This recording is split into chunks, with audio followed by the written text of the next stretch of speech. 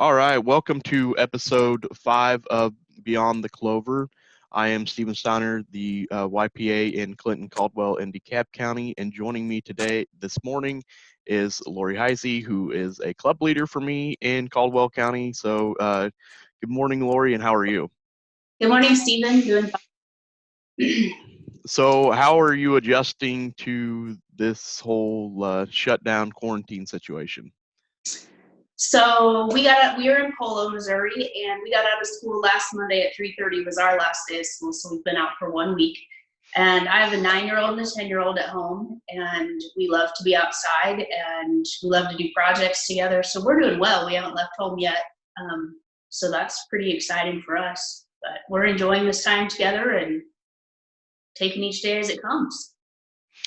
Yeah, for me, life hasn't changed. As an introvert, I've been prepared for 30 years. I'm ready to rock and roll. I haven't noticed that. The one thing I did notice has been a lot of my friends in the livestock industry, taking pictures and posting pictures of them working with their kids, doing chores or whatever it may be. And they're like, wait, is this homeschooling or just child labor? And that's homeschool.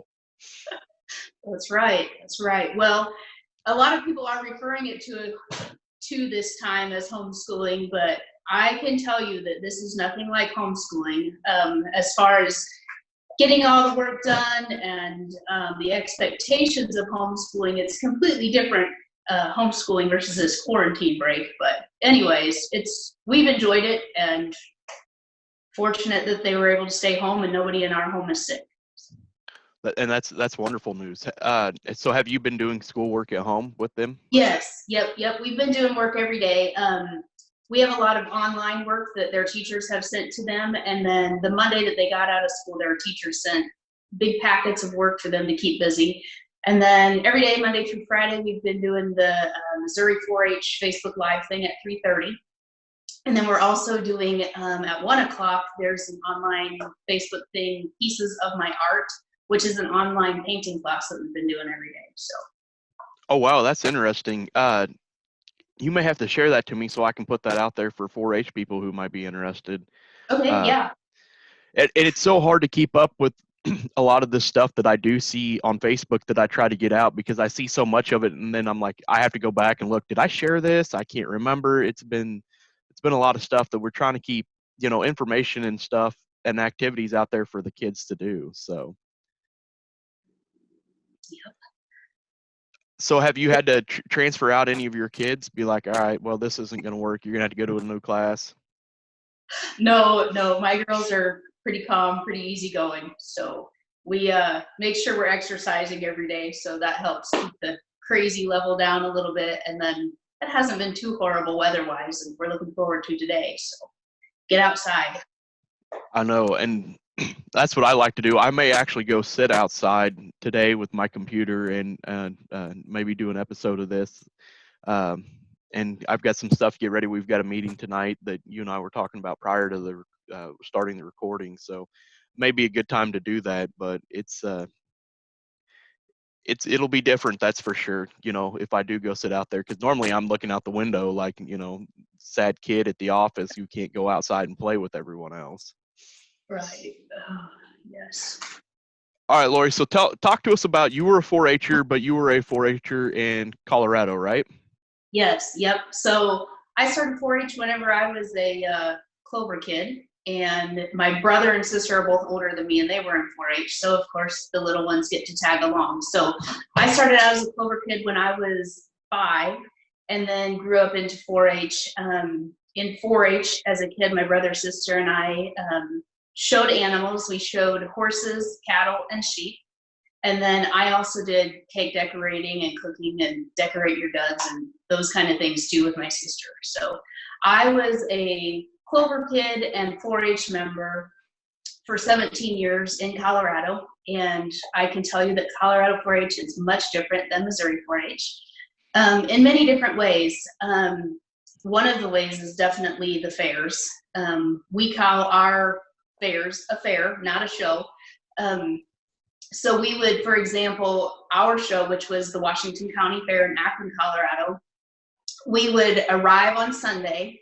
with all of our animals, our cattle, our horses, our sheep, our hogs. All the animals came in on Sunday. And then Sunday was the horse show. And then we progressed through the week. And then Thursday night was the sale of champions, round robin. And then Friday was rodeo, parade day, county events day. And then Saturday was our concert and another PRCA rodeo. And then everybody hauled out Saturday night and the fair was over. So during our fairs, the communities, people could come out and they could see all of the animals in the fair anytime, Sunday through Saturday. So it was really neat for the kids in town that aren't 4-H members or don't know anything about 4-H to be able to see them. Yeah, it's a different world outside of Missouri. And I'm not saying anything wrong with Missouri. I had an experience. I went to Wisconsin and was part of the county fair up there, and it's a week-long deal like you're describing, and you walk into their project building, and it's a 30 by 30 building solely dedicated to projects, and most of them are they're blue and purple ribbon winners, so that's going to be their top of the line. So, and that's what they was full of.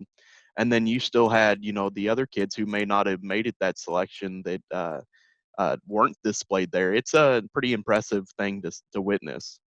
It is. So our county fairs are more displayed like the Missouri State Fair, but on the Colorado side, you have to qualify with your animal or project to go to the state fair. So much like our project day for non-livestock projects, you have to qualify. Every exhibit has to qualify for the Colorado State Fair, whether it be animal or projects. Wow, that would change a lot of things if we did it that way. It'd be interesting to see how that went. Yep. And then another thing that we had differently was our record books. Our record books in Colorado are I would call it a bound folder, and it had probably, I would guess, around 20 pages, and you had to do your prediction and then in the end where you ended up, and then you also had to keep kind of like a checkbook register on your expenses, on your income, and then you would carry it over from one year to the following year, and you had to keep it running from the time you started that project in 4-H until the time you ended that project in 4-H. So the people judging your record books would actually judge to see if you're making a profit on this or if you're losing all your money. So man, in Colorado, much. Yeah, I've heard people talk about like record books and which would be like the MRF forms, and they look at it and they're like, I'm not doing Kansas style again, and they look at Missouri and they're like, oh, that's all we're requiring? That's not bad. Yes, I can knock this out in a day. Absolutely, it sounds like doing a record book with the balance and recording all all the financial side of it. Reminds me of the SAE record books that we had to do for FFA. Yes, they're very much like the SAE record books. And that's when I discovered in high school that I for sure wasn't going to be an accountant, because that was the hardest part. Like I went to state, did well, but I had to have major help with the financial side of things. Yes. Yeah. And I'm not going to lie, there was nights before the due date of record books, which was 2 weeks before the fair. And if you didn't have your record book done, you couldn't show at the fair.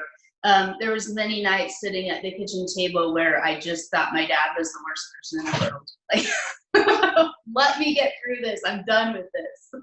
Oh, I can only imagine. I struggled, I even talked about writing essays with you, and I forgot what the word was, because essays or long form or anything like that, I'm out.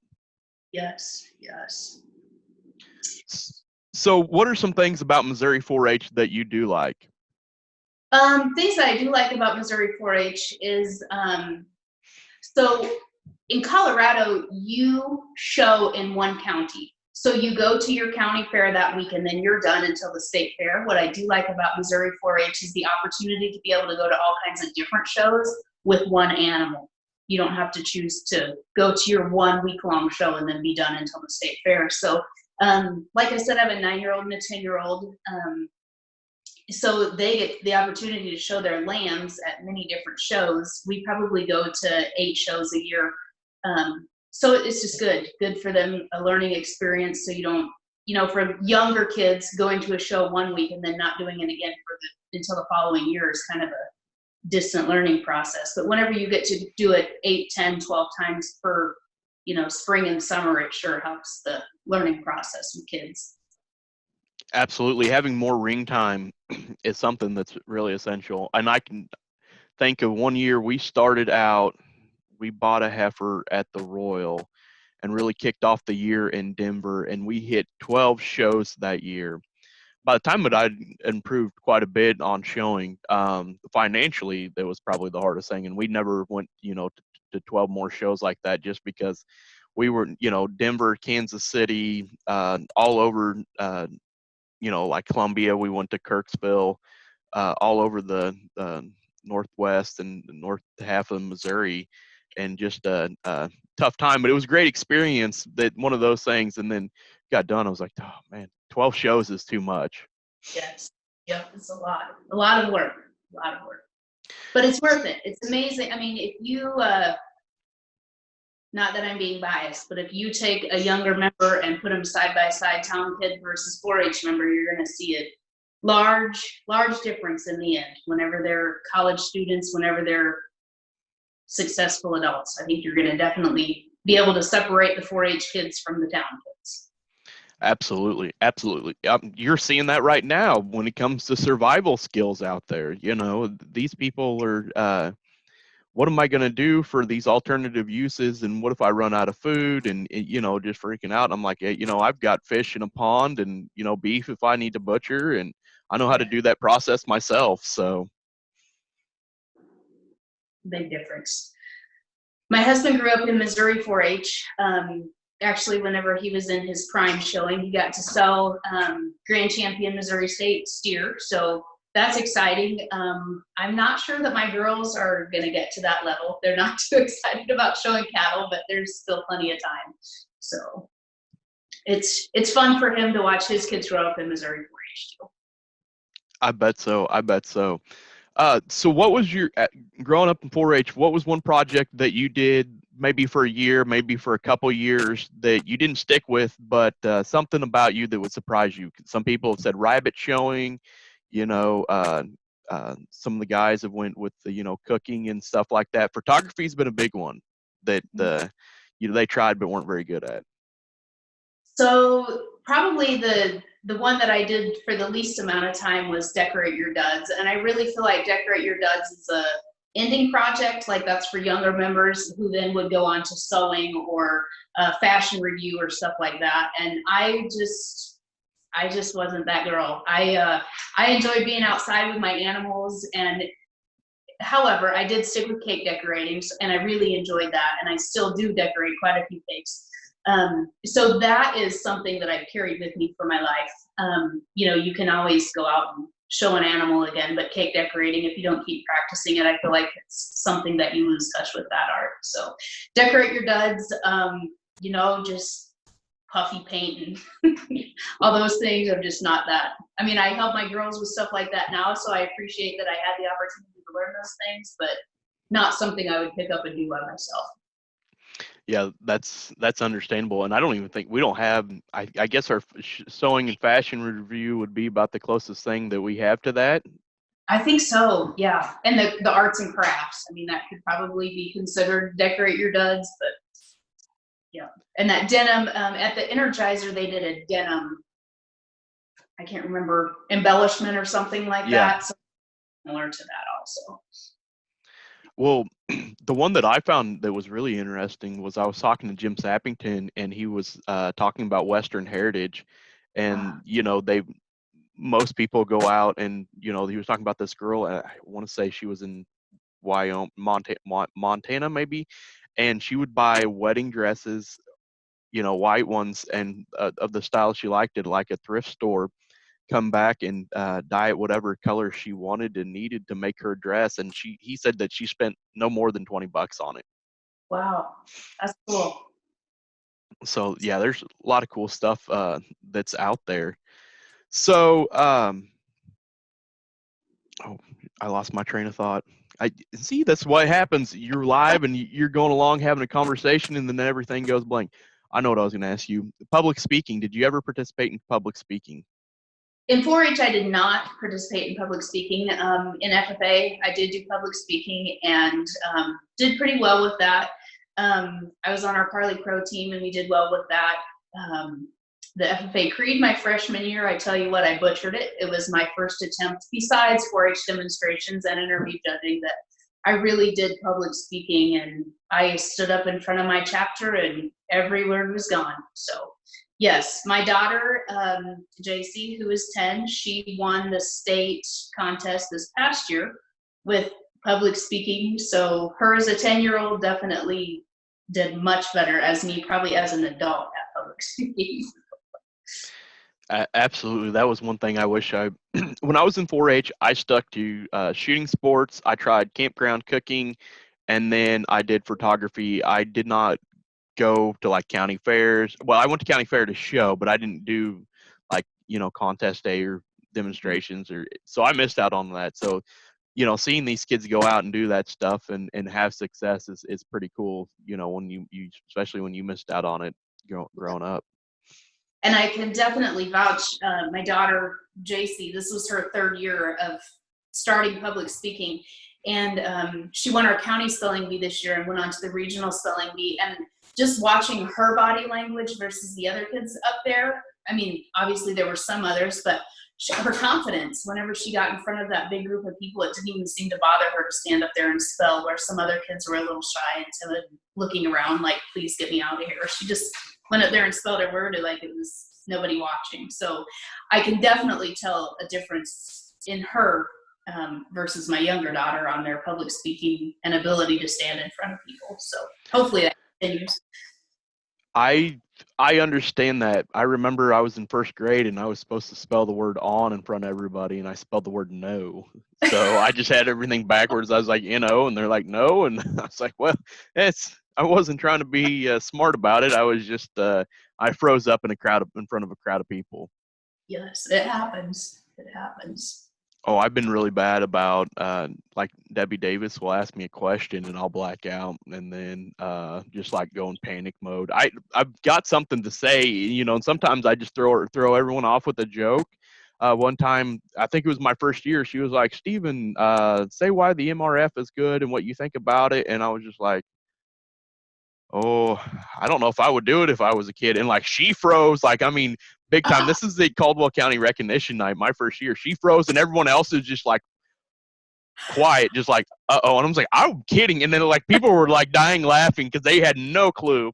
But I was just looking for something where I needed a minute where I could think and catch up with everything, because my mind I blacked out. I went blank. I was like, I don't even know what I'm doing right now.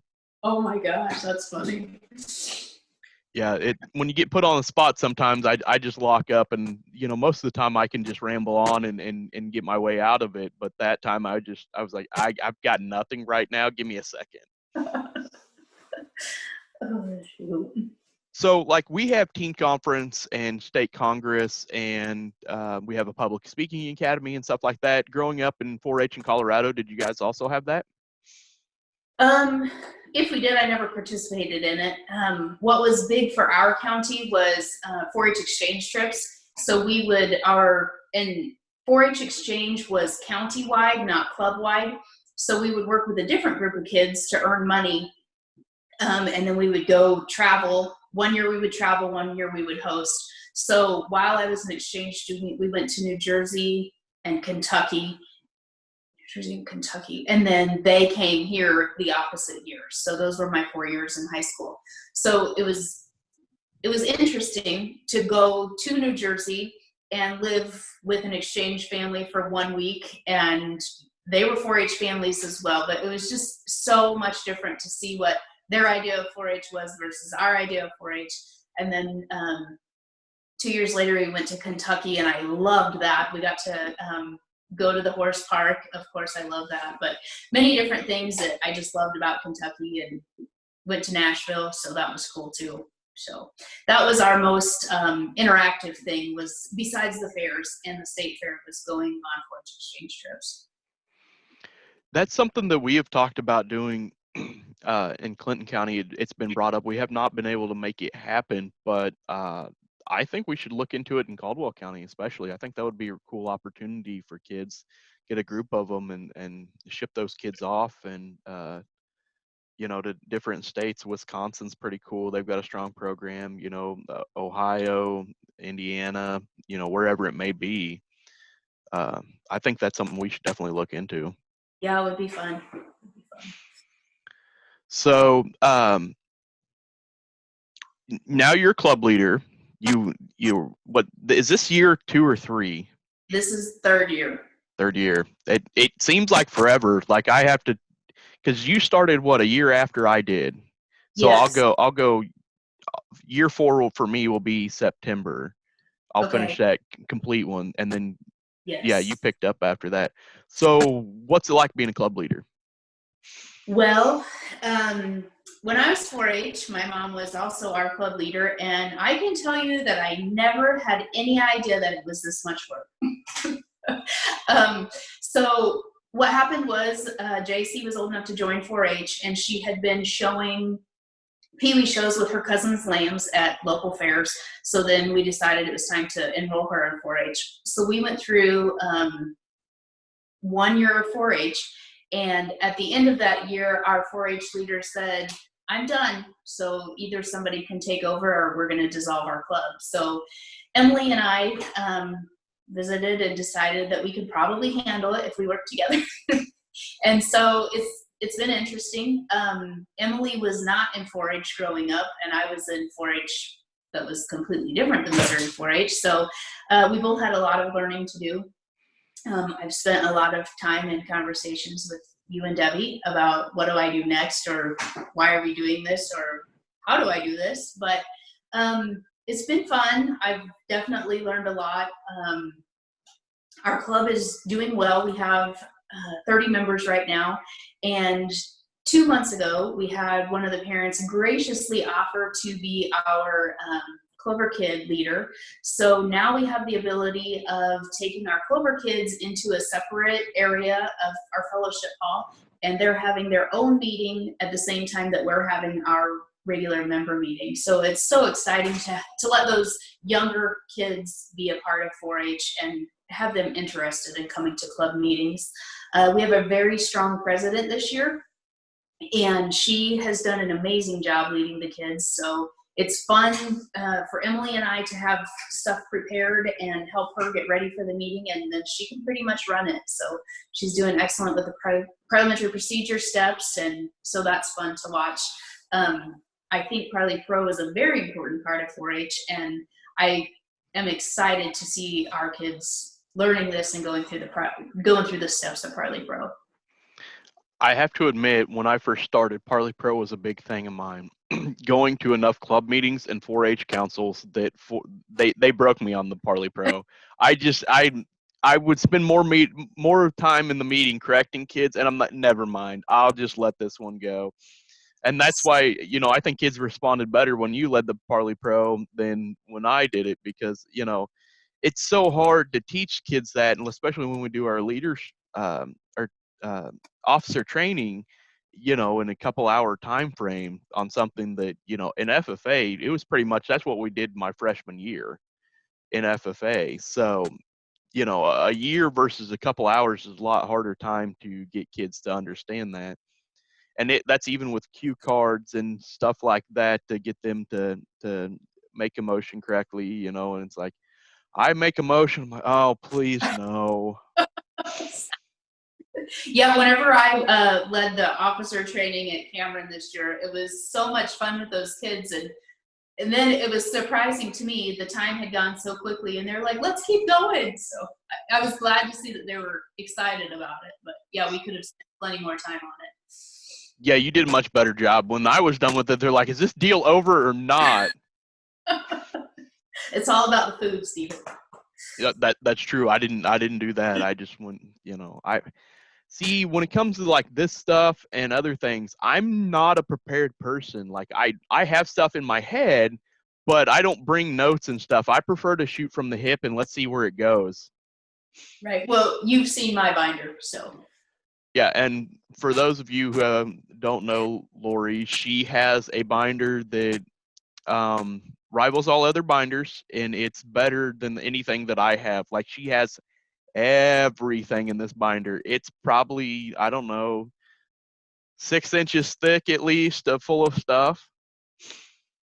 It's not that bad. Not that bad. Oh, it's getting there though. It is growing. It is growing. Were you in the at the Energizer in the officer training deal? I can't remember. This year I didn't come to the Energizer because Kenzie had a basketball game. I talked about you and your binder. I said, you don't understand. They're like, would a binder be helpful? I'm like, yeah, we have one who's like this thick of like everything that you could have. But every time you ask me for something, I have it. So I know. And every time you ask me for something, I'm like, give me 5 to 10 minutes and I'll find it. Right. So, and see, 4-H camp. Have you thought about? You haven't been a chaperone at 4-H camp yet, have you? I have not. And I probably will not be. Both my girls are excited to go this year, but my husband works at a job that doesn't allow him to be home much in the summertime. Therefore, I get to stay home and take care of the animals. So. Oh, did you go to 4-H camp when you were in 4-H? I did. Yes, I did. So our 4-H camp was you took tents and you slept in tents, and then so in Colorado we don't have ticks and not very much poison ivy, but we camped down on a little creek, and down by the creek is known for leeches. So several members leave camp with leeches instead of ticks and poison ivy. So it was same concept. We never left the camp. We didn't get to go swimming. We didn't get to go canoeing or kayaking or any of that stuff. But we did a lot of hiking and survival games and just s'mores at night, dances, stuff like that. So it was a lot of fun and met a lot of different people. And then we also did countywide lock-ins. So the kids that we went to fair with every year, we got to see them several different times a year for that. So our county lock-ins were just as miserable for adults as we thought they would be as us. They started at like 7 and then didn't get over until 8 o'clock the next morning. The kids were loving it. The adults were wondering what we signed up for. So that was like when we did Caldwell County Family Fun Night. I looked up and we started at 5 o'clock, and I looked up at 6:30, and I was like, "Oh no, we still got like 4 more hours of this." Yes, but the kids loved it. They had so much fun, and that's what we're there for. So yeah, the kids really enjoyed that night. Oh, most definitely. And I did for a while when Erica Swindler sicked her kids on me. I'll tell you what, I've never ran so hard and fast in my life. That kid, and those kids don't have an off button. Like No. I feel like they're corgis. Like corgis will just run and play, and then all of a sudden plop down and take like a 5-second nap. And that's what those kids did. They'd like stop for a second. And you're like, oh, okay, they're done. And then right back up and round they went. Yep. Yeah, that was a fun night. I'm glad it happened. So do you still talk to people that you grew up with in 4-H in Colorado, or you met at camp? I do. Yep, I do. Several of them actually, and the extension agent that worked there whenever I was in 4-H, I still visit with her from time to time. But now one of the girls that I was in FFA with, who was 2 years older than I was in the high school, she's the extension agent now. So I talk to her still quite a bit, and we still talk 4-H a little bit. So it's a lot of fun. Yeah, that's one of those things.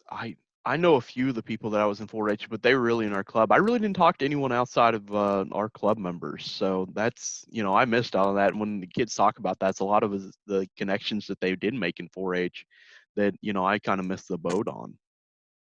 Yep.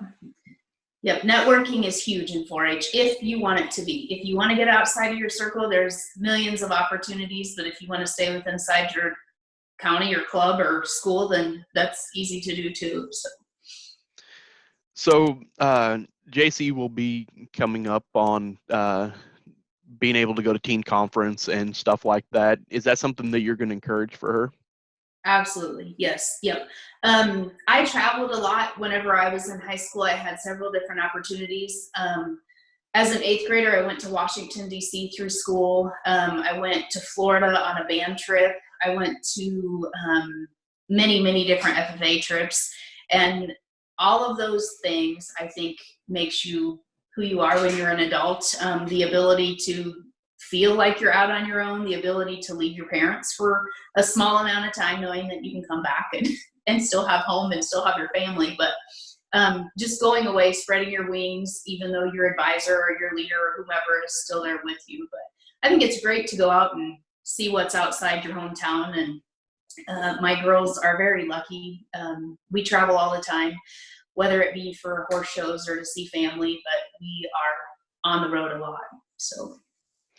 Yeah, that's one thing especially when it comes to showing. I didn't travel that much until I started showing in 2005. And from there, we stuck to Missouri and then went to Denver and stuff like that. And I wasn't one to ever leave home. So I wasn't big on traveling, get homesick and stuff like that. I hit college age and I was gone all the time. Like I'd maybe went to like 5 other states, most of the ones just connected in Missouri growing up. And I think it might have been a little more than that. I think I went to California with my grandma and Florida for Disney World and stuff like that, where we traveled as a family, nothing big. Now I've been to I counted the other day, I was talking with someone and I've been to 26 states, and that's purely based on livestock showing and just traveling for that. Cool. Yeah, trying to get kids in some of our counties to see that there's other things outside of the county level projects and stuff like that has been one of the things that Debbie and I talk about quite often in the office, is how do we make this where to get kids to jump at those opportunities and go do a lot of that stuff, because we have, it's a good time. I know like the Robertson boys went last year with me to teen conference and they had a good time, and trying to encourage those kids to get past the county level. I think one of the big things is, and something that I noticed when I was a member, that 4-H is very generational. So if your parent didn't do it, you're not going to do it. And so I think we have a lot of new families joining 4-H just because there's so much to offer in 4-H beyond the livestock. And I think all of those new members coming in, their parents weren't necessarily in 4-H, so they don't know what teen conference is. So I think once we get one member of a club or a couple members of some clubs to go, and then they come back and they hear it from their peers, then they're going to talk more to their parents and be like, hey, so-and-so went and I really think I want to go. So I think it's just, we need it coming from the peers by sending 1 or 2 members from each club, or maybe that's something that we can make as a goal at the county level, to try to get one member or 2 members from each club to try to attend every event, just so we can bring it back and make it grow a little bit more, to make it become a generational thing, because hopefully these kids bring their kids back into 4-H whenever the time comes.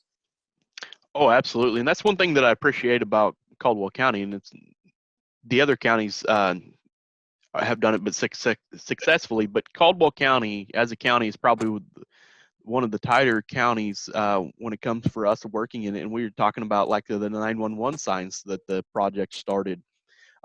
It did hit a lag over there for a couple years, but the push really wasn't behind it like they had at the start, and then picked it up again and started selling them and really servicing the community as far as getting those signs out there, making them available and going up and hanging them. So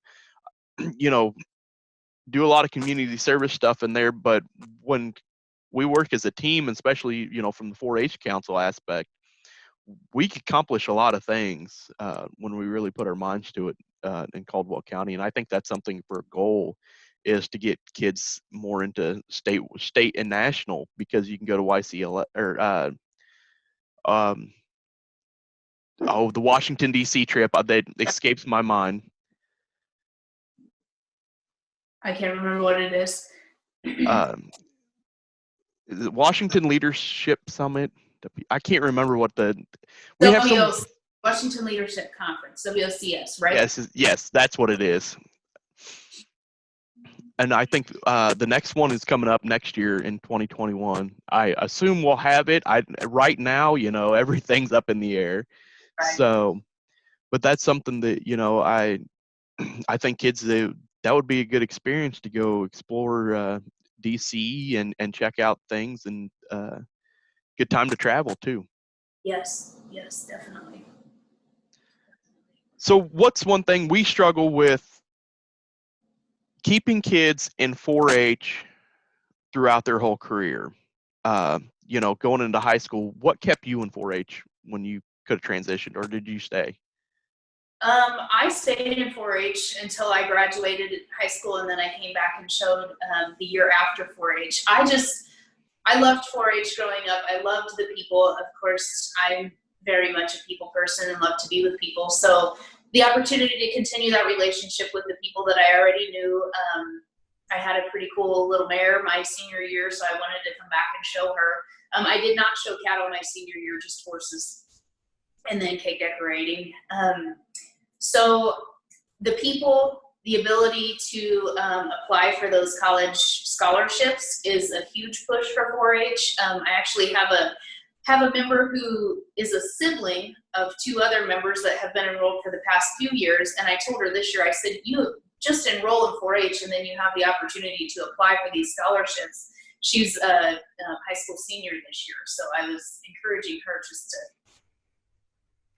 join 4-H so you can have the opportunity to do the scholarships. You're already doing all the work through FFA anyways. You might as well be, using the benefits of 4-H. So I don't know. I was in FFA too. I never showed in FFA. I just showed as a 4-H member. That's interesting. Which reminds me, I had a conversation with an FFA teacher, and we were talking about they have contests at, FFA contests. They make a big push and stuff about that. I did not realize this, and I may have to double check, so I could be completely wrong. So if I am completely wrong, just know that I don't have anyone double checking, and I could just be talking crazy, and you ignore this section. But those career development events, the contests, those are open to 4-Hers as well. Yes, and actually this year our ag teacher took 3 of his FFA members, and then he enrolled them. He called me and asked me if it was fine, which of course it was, but he enrolled them in 4-H grasslands instead of FFA grasslands. So then they were able to go and represent our 4-H club under his direction, under his supervision, and then they actually got to move on to the state contest. So that was exciting, and we have a very good relationship with our ag teacher too, so that helps a lot. Yeah, and it was an easy thing. I just had to they longtime 4-Hers, and they're just like, hey, and I was like, well, they're already signed up. He was like, oh, okay, that's good. And I said, yeah. He's like, they were just in the pending section. They were deciding whether they were going to do 4-H or not this year. So that was pretty much an easy deal for me. And they'd been active with you guys, so that's one thing. When it comes to 4-H online is, and people reminding about signups, is get it signed up, and then they'll do it, and then they'll, oh yeah, hey, you want me to send money, or there's some things on there that glitches and stuff that I'll have to send back for them. But yeah, it's that's one thing that was a pretty easy deal, especially when he called me. He was like, yeah, can you approve them? And I was like, oh yeah, if they're ready to go. So, but that could be, those contests could be another thing where we are able to another opportunities for kids. Yes, as far as horse judging, livestock judging, all that stuff can be enrolled as 4-H through the FFA contest. So, and it can also give the ability for larger schools. I don't know that our school necessarily has the manpower, but to have more teams at contests. So, Polo could have an FFA team and a 4-H team, and have the ability to have 6 kids in the course instead of just the 3 or 4, or how many's on that team. Absolutely. And that's, that caught my attention, and I was like, I wondered, and I explored a little further, and I talked to another FFA teacher. So that was like, oh, that's interesting. I didn't realize that, because when you're an FFA and you do those contests, you're just like, okay, well, this is what we do. So, Yep. so your projects this year for the girls? Have they went out? How doing the sheep thing? Because everything's kind of on standstill and people are not sure about what's going on. Do they have them ready? Did you raise them? Are you buying them? Where are we at on that? Well, we're kind of at the standstill of what's going to happen this year. And do we want to go buy a show you, or do we just want to sit back and see what happens for a few more weeks? We do need to get something figured out soon. Kinsey's show lamb from last year did lamb and had a little ram, so we'll probably get him ready for show. Kinsey fell in love with him. JC's ewe, I don't think she got bred. If she did, she's gonna be really late, too late to show. We have a sale coming up this weekend that we thought about going, Miller Show lambs. And then we have a friend over at Chillicothe who has offered for us his kids. He has one daughter left that's ready to show, and he has a whole bunch of show lambs. So he said, come over and see what you want. So we just have to jump on the wagon and decide if we're gonna, what this lovely virus is gonna do to the world and to the shows, and we're kind of sitting back. JC is also doing archery again this year for her 3rd year, so she's excited about that, and she's been shooting probably 3 to 5 days a week practicing for that.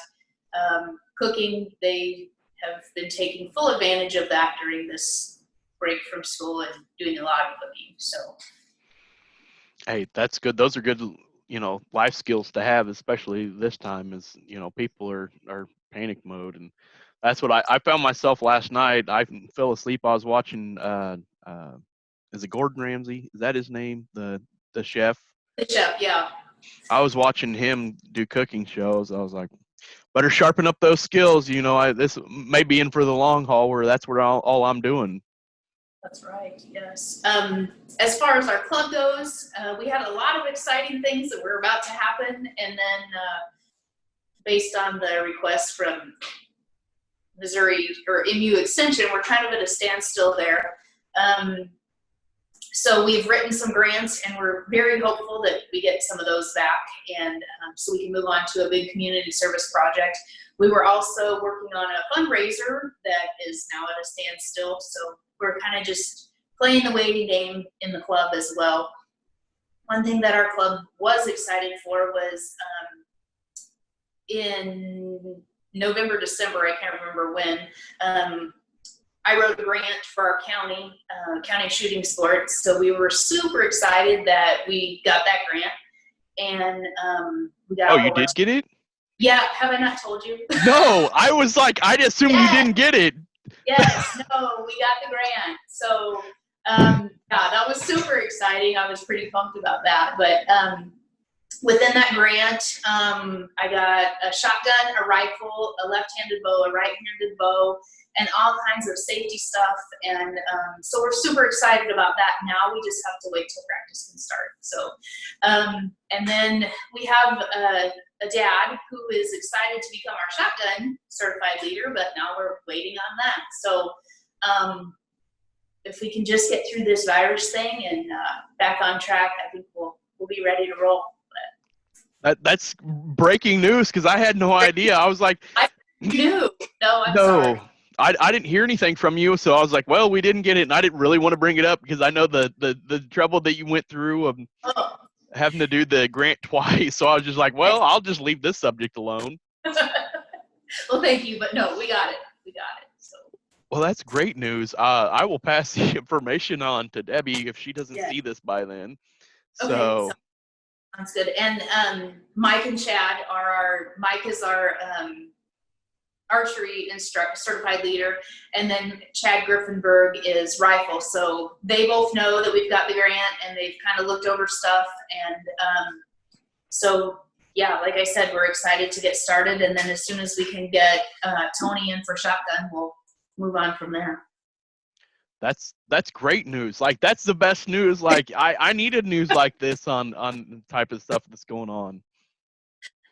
So we're excited. We're excited to see what April and May bring, and hopefully we can get some more grants and see what we can tackle next. So I want to touch on the livestock thing, because it's a question you had asked me, and some other people, in conversations I've had, some not necessarily 4-H people, but they kind of wanted my opinion where they should stand on what we think about the fairs and stuff like that that's gonna happen this year, and purchasing livestock. I haven't really said anything because I usually our livestock people are pretty good, but I do think because I've had it mentioned to me a couple of times to talk about that on whether or not they should purchase anything. If you're hoping for a sale any time in the year, like breaking normal livestock sales, they have not happened. The prices have been up. Right now, we're unsure of what is going to happen with this. We have not canceled any of our fairs. They are still going on as planned until something changes. Now, like in Clinton County, we may be operating on a smaller budget and it may be a little tighter this year. And, so things might be a little tougher. We're going to try our hardest to still have one. But if you're wondering what you should do for a project, my advice is to get you good breeding stock, because that way, your worst case scenario is you're not able to show that animal this year, but you can raise good quality animals out of it later on for your projects down the road. And I think that's a good practice for that. That's something that I did. Probably I learned that lesson probably my year 2 or 3 when it came to my show career. Is I had a lot when it came to showing it. The judge said, "Oh, that's a great cow, just not very good in the show ring." So, and you may have the summer that where if you're used to winning because you maybe went for the more of the show side, and this time you're going for breeding stock, and that may be okay. Let's get by through this year, and then next year, in years to come, you've invested in let's say it's a heifer over a steer, and then you've got something that's going to be in your herd for a while. Right. And you also have to think about, am I shooting for the May and June shows, or am I thinking more state fair? So am I going to go buy this $5,000-$6,000 ewe lamb to show and have her ready for the state fair, which is quite a few months away, and most likely, well, I shouldn't say most likely, I don't know what's happening with this virus thing, but it's a pretty long shot to say that August is going to be canceled. So right. I guess if you have the ability to afford something just to pay for the Missouri State Fair, which a lot of families do, they want to go win the big money, or be more sensible and work for, what is real, what you want your kids to learn as far as buying animals to breed, buying animals to show and do well with, or blow all your cash on one animal just to win. So I guess it's what your family's goal is. So my family's goal would be to stay small and hope for the best. I mean, we're not going to go, my kids are too young to be the star showman at the state fair. I feel like they're not old enough, they're not mature enough, they still have a lot to learn before they could go win the Missouri State Fair in showmanship. So my goal for them is to learn more on the showmanship end of it and more on preparing a lamb to get ready for show than right now to go win everything. Absolutely. And I think that's good. And we still have the Royal where kids can still participate in that. There's still going to be some fall shows, and maybe we have some of these county fairs that may not happen here that, hey, we bump back to September, maybe October. I know it's not the same thing as you're preparing for the state fair, but that's still an opportunity to show and finish out this year before, everything else, changes completely. And there's a lot of learning at home before you even get to the fairs. So there's so much that, if you're teaching your kid to brace, if you're teaching your kid just exercise and care and nutrition and stuff like that, there's so much more that a kid can still learn. And if you think about, well, I'm going to go pay, $1,000 on this lamb, you can't find another hobby that you're going to spend less than $1,000 on in a year. So think about that too whenever you're thinking about your lamb. Are you going to pay $1,000 for a phone and a new iPad and stuff like that that's going to keep your kid entertained and give them screen time, or can you get them an animal and get them outside and help them learn new things? So that's kind of my thought on it too. Absolutely, and that's kind of where I would be as well. And that's one thing, when we talk about in the livestock industry, when it comes to shows, most of the work is done before you ever hit the grounds. The only thing where I, have changed my way of thinking of that is when it comes to breaking calves. I broke more calves at the Missouri State Fair than I have at home. Just plain and simple. They lead better. I've, drug them around and fought with them to have them go down there and just like, oh, okay, this is no problem, and just lead and dream and just break them right there at the fair, the state fair. Okay, you guys do something cool that I think we should talk about with your club, and that's the pollinator garden. So you want to talk about that? So Emily Horner is an amazing contribution to our club. She's also our co-leader, and she had started this pollinator garden before she and I were the leaders. But what's happening with it is we talked to the city in the beginning and got their approval because they still have to weed eat and mow around this pollinator garden. But we have a place in our town, which is an old jail. So it's a historical site.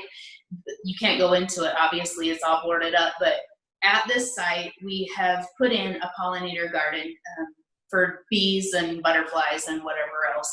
So we've actually, this past year, we found 3 cocoons or nests or whatever you call them. See how good I am at this, not very. If Emily were here, she could explain it in depth, but she knows all of the native plants and what we need to have in there. And so we actually just, probably 3 weeks ago, went in and cleared out all of the stuff from last year and remulched it.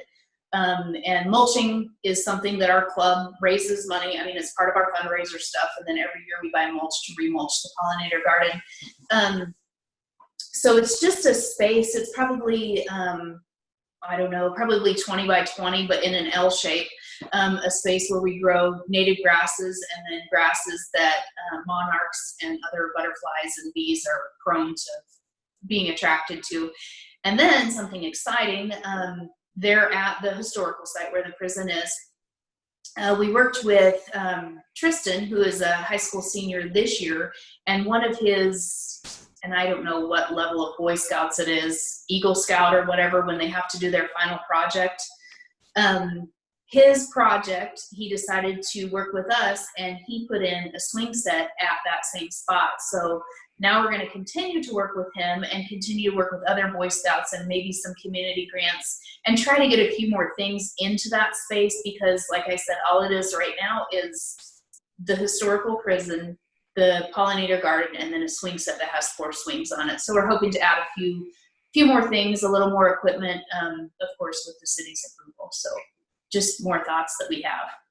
Hey, that's pretty exciting. I remember we had a pollinator garden across from our office in Plattsburgh, and we had milkweed out there, and the cocoons at the butterflies, we had like 7 or 8 on a couple of plants, and people were able to walk by, and they just kind of look down always, and then they'd be like, and then they tell someone, and then you have a whole gaggle of people out there just looking at the caterpillars and the centipedes and everything that turn into cocoons and then can turn into butterflies. And yeah, it turned into a big deal real fast. And then you got to worry about some people trying to knock it over, because they don't understand what it is. But most of the time they're pretty good about it. But yeah, that's an exciting thing to have and start in the communities.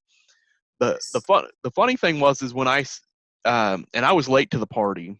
I'd seen it and I forgot. It didn't register to me, but they had native seeds that the Honey Nut Cheerios are over. So I send you a text message with the link one day, and then I got to researching it, and I was like trying to buy seeds or get seeds myself, and it's like not available right now. I'm like, oh no! So I'm deleting posts on Facebook because I don't want to look like a goofball. And then I'm like, oh, in text message to you, my bad. Yep, no problem.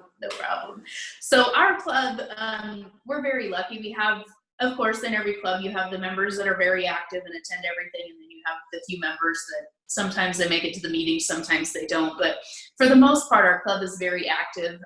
Last year, we did a community service project that was, our attempt was to collect 500 pounds of recycled plastics. So it's not like water bottle plastics, it's like bread wrapper and shrink wrap and trash sacks. However, all of those things had to be clean and dry. So you do not realize how much 500 pounds of plastic takes to collect. But in the end, we made our goal. And so in return for reaching that goal, Trex, like Trex Decking and Trex Plastic, they gave our club a bench. So just a bench to sit on, like a garden bench. So we're hoping for a community service project this year, where we can put the bench back into the community where it will not be taken or removed. So that's kind of what we're looking for this year. On the plastic collecting, the thing that would get me is it being clean, because I was just thinking of seed companies and feed stores and stuff like that, because that stuff's always, when you get them, it's just like 10 yards or more of shrink wrap just wrapped around the sack of seeds and feed and stuff like that for shipping. Yes. Yep. And some of that, I mean, if you can ask your people, whomever they may be, just to take an air compressor and blow the dust off of them, that's clean enough. It just can't be like, like bloody meat wrappers or stuff like that. So it's amazing what people would try to donate to us. We're like, thank you, but we can't take it. So then they've got their trash and now they have to get rid of it. Yep. Sorry, we can't take your trash. Oh, that's pretty interesting. You guys do you help in the community Christmas, is that correct? We do. So we have something called Small Town Christmas every year in Polo. Amy Templeton, who runs High Class Foods, who does an amazing job, and then Penny Copeland, who does Twin Springs Photography. They pretty much coordinate the whole entire thing, and they do an amazing job with it. And then several businesses throughout town, and then our 4-H club, our fire department, different people put on different things. So what our 4-H club does is we, right after they get their picture taken by Penny, they come to we usually have a table and a tent set up, and we serve hot chocolate to the community and candy canes for all the kids or parents or whoever wants hot chocolate. So that's another community service thing that we do every year. Yeah, I know you guys are one of our better groups. About all our 4-H clubs really are really good about doing community service, but you guys have a lot of projects that are geared towards that, and everyone can get involved. Yep. And you've been able to work with foods at a local restaurant on getting your foods and cooking kids in there to work with that. How's that been going? We did. It was really exciting. So 2 years ago, we had Kate Pittman. She actually works at our grocery store at High Class, and she works mostly in the meat department, but as all employees, they kind of pivot as needed. But she is a wealth of knowledge, and she led our cooking kids the first year that JC was in it. And then she had some family things that she needed to tend to. So the year after that, we took our kids to Red Rooster.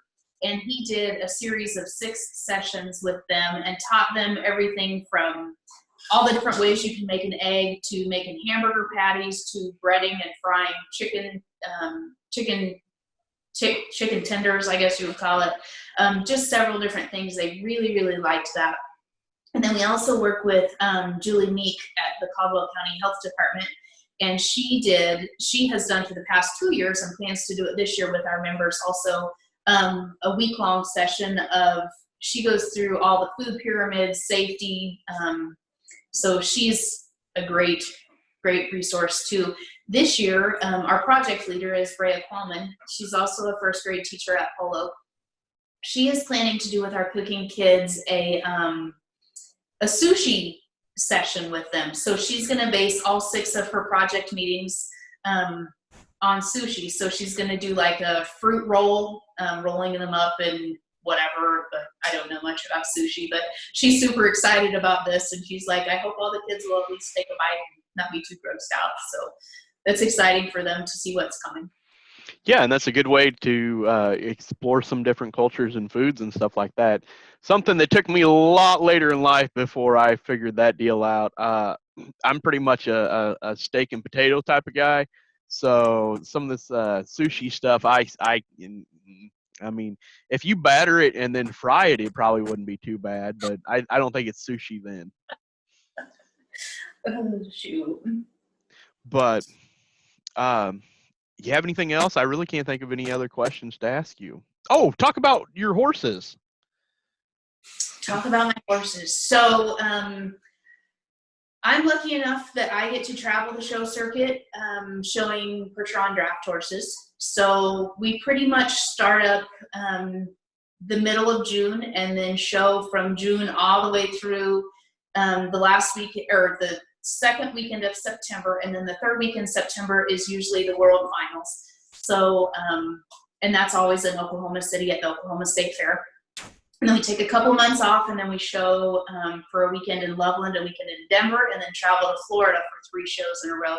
And then we're done from that show in February until we start back up in June. So the mare, I actually drive a cart, which means one horse with a 2-wheeled cart pulling. And it's really exciting. I've won the Missouri State Fair twice, the Illinois State Fair, have shown at many different fairs, many different shows. I can still use a lot of practice and have a lot to learn, but the mare that I show, we bought her a couple years ago in Madison, Wisconsin, which is one of the biggest draft horse shows. Also in Gordyville, Illinois, we go there every year. But the mare that we have, her name is Joyce, and she just had a colt 2 weekends ago on Saturday, so a little filly colt. So we're excited to watch her grow, and hopefully she gets to be in the hitch too. The mare that I showed, Joyce, that we own, she is also the lead mare in the 6 and 8 horse hitches. So not only do I personally drive the cart, but then I also get to help with the 3, 4, 6, and 8 horse hitches. Oh, that's awesome. So do the girls, do they go with you? Do they participate anyway, or is there age limits on that? I don't know how that works.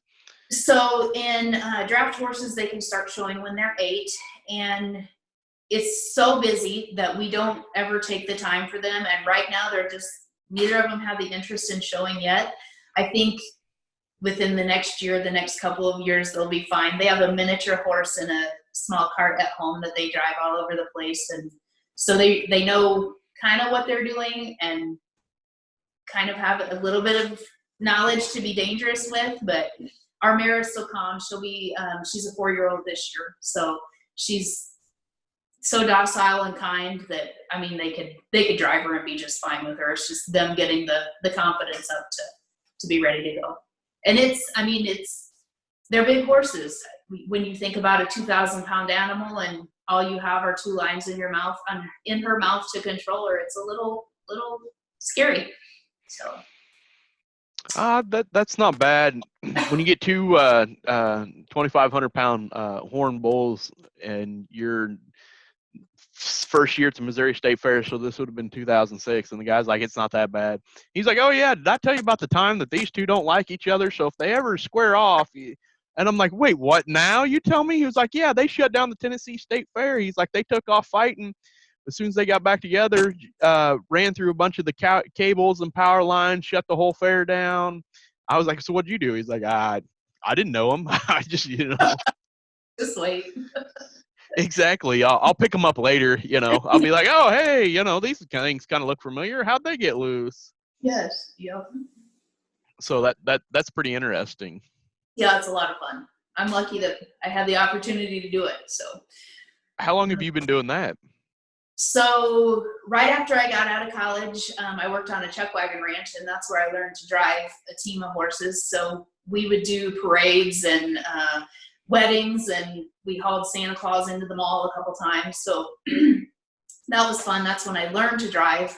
And then in 2013 was the first time that I showed at the Iowa State Fair. And then 4 years ago, was the first time that I started showing cart classes and hitch classes. Oh, wow. So and you started in Colorado doing this. Now, did you do that? And when it came wintertime, did you stand on a scoop shovel and go skiing behind them?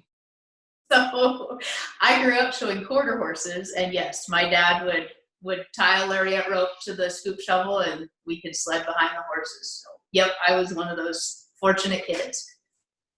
I have a couple friends that live out there, and they send me videos. It's like, this is what we do for fun. I was like, well, I thought a car or truck and a car hood was Yeah. dangerous. But well, that's all the questions I have. If you have anything else, feel free. The time's yours. Nope, I think I'm talked out. Awesome. Thank you very much for joining me. Yes, thank you, Stephen. Have a good day. You too. Bye. Bye.